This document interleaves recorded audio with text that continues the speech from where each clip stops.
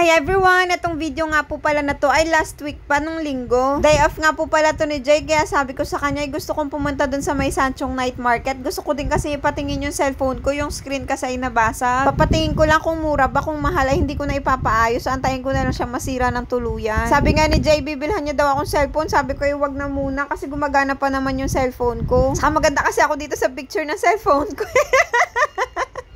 Kapag sa iPhone kasi hindi na ako maganda eh. Dito sa Samsung maganda pa yung kuha ko eh. At ayan nga, nagbas na kami at medyo nahihilo na rin yan dyan si Baby at si Jay. After 24 minutes nga, nandito na kami sa may Sanchong. Tapos kaunting lakad lang para makapunta kami dun sa may night market. At eto na nga po, nandito na kami sa night market. At ang daming tao talaga ngayon. Unexpected nga namin to eh. Na as in, sobrang daming tao ngayon. Kasi nga, kapag pupunta kami dito, isaktuhan na yung dami ng tao.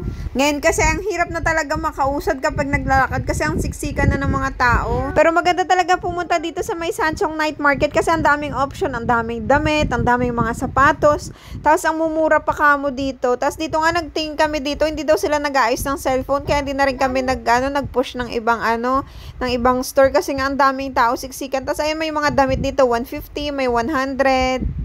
Dati nga nung may trabaho pa ako, ay dito ako bumibili pampasok doon sa office namin. Namimiss ko na nga pumasok, tapos magsusot ng mga cute na damit, yung pang madam damin. Kaso nga ngayon ay kailangan munang magtiis-tiis habang walang work, magtulong-tulong sa pagluluto-luto, bantay kasi kay Baby, at ang priority ay si Baby. Kasi ang pera ay nandyan lang yan. Kapag malaki na si Baby, ay madali na lang kitain yan. Ngayon ay baby pa siya at kailangan niya talaga ako. Kaya dito lang muna ako sa bahay, stay at home, ma'am. Sana all. Kaya thankful talaga ako kay Jay na naalagaan ko din si Baby ngayon ng full time. Tapos ngayon nagsa-sideline ako ng pagluluto ng ulam para kahit papano ay makatulong naman ng kaunti dito sa mga expenses namin. Kaya kahit mahirap ang buhay, diskarte lang para naman mabuo ang mga pangarap namin. Tulungan lang talaga kapag mag-asawa na kayo, yung give and take ba? Ang dami nga dito mabibili. Gusto ko nga bumili ng mga ice cream dito kaso nga ang haba din ng mga pila, tapos si Baby nagmumuryot na, gusto niya daw maglaro na. Tapos ayan nga, sarap din niyang inihaw na yan, kaso hindi pa kami bumili niya at si Baby, sabi niya play.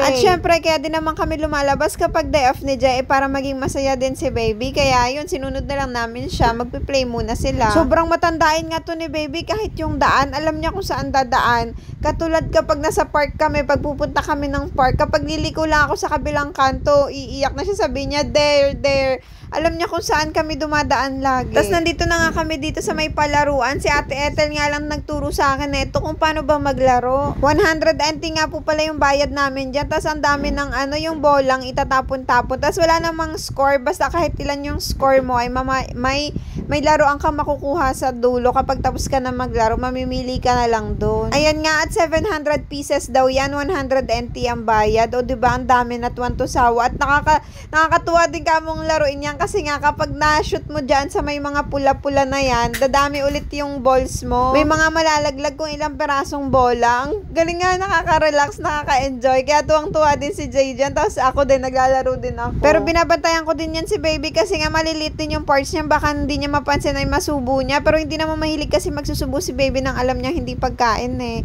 Pero syempre, kailangan double din, yung safety ba? Ano tawag doon? Hindi ko alam kung anong tawag doon. Nakalimutan na sa dulo ng dila ko. Hindi ko masabi. Double check. Basta ganun yun yung double. Basta yun na yun. Ayan, tamili na nga kami ng laruan dyan. Pinapapili ko si Baby kung ano ba yung gusto niya. O diba, sa 100 NT, lumigaya na yung dalawa kong mag-ama, pati ako. Tapos sa dulo ay may laruan pa. Kaya enjoy na enjoy talaga si Baby. At gusto niya nga yan daw yung beng-beng. At after nga maglaro ay alcohol lang kayo ni Kuya. Tapos ayun, bibigyan kanya ng wipes para malinis talaga yung kamay mo. Kasi nga yung mga bola-bola ay madumi din talaga. Tapos ayun, bumili ako ng parang halo-halo nila. Pero yung mango, yung flavor yung binili ko. Ang sarap kamo talaga, as in.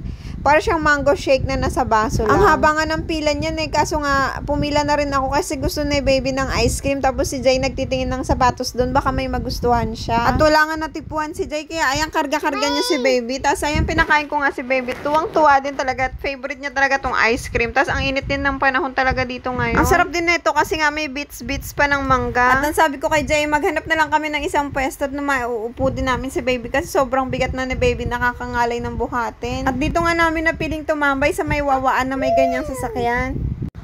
Bebe! Play. You want to play there? Yes. You want to go there again? Yes. Okay. If it's daddy's day off, let's go there, okay? Okay. You ask daddy also.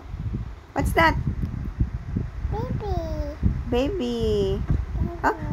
Tapos ayan nga po, pauwi na kami. After namin kumain, hindi na kami naglakad ng madami kasi sobrang daming tao. Ang init patay. Tapos ayan, kumuha lang pala ako ng Uber para saglit lang kami makauwi. May pasok pa si Jay kinabukasan. Kinabukasan, naubusan ako ng hininga. Hanggang dito na lang. Bye-bye. Salamat sa panonood.